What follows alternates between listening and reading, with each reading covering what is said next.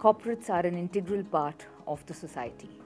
And therefore, when one is looking at diversity and inclusion, it's important not only to look within the workplace, but also outside of it. It also hugely helps the brand of the organization. It helps project the right brand, an inclusive brand, to likely recruits, to likely customers, to suppliers, and to any other stakeholders. Welcome to Diversity Dialogues. In this edition, we will be focused on corporates looking at inclusion beyond the workplace.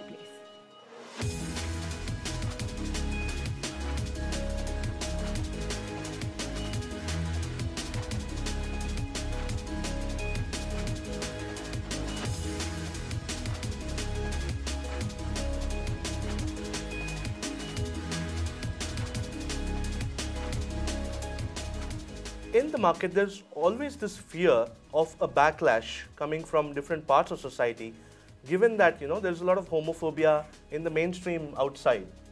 Exactly, Ritesh. It's fear. It's unfounded fear.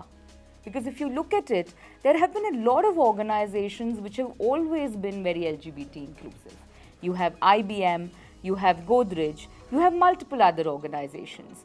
Also, for example, in the recent times, we've had leaders like Tim Cook come out and tell the world that they are part of the LGBT community. You've had Radhika Piramal, more close back home, doing the same. And in my opinion, none of this has led to any backlash. What it has actually led to is these organizations being a lot more respected, regarded as a lot more inclusive, and that has only benefited the overall brand of the organization.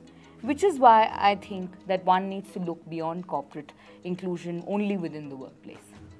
This also reminds me, in December 2013, when the Supreme Court judgment came out, there were a lot of companies which actually voiced their support by tweeting, in favor of the LGBT community. Absolutely. And there are many ways in which an organization can look at being active from an LGBT standpoint beyond the workplace. Some of them could be, for example, actively participating and being a part of the LGBT events, the pride marches, the film festivals, and beyond. The second idea is also to be able to include it in your recruitment, in your messages which you send out externally as well as internally, including the fact that the organization is LGBT inclusive. The third piece could be looking at, certain sections within the LGBT spectrum and the upliftment of them. For example, working actively towards providing jobs, providing recruitment, and upskilling the transgender community. That's another way in which an organization could do this.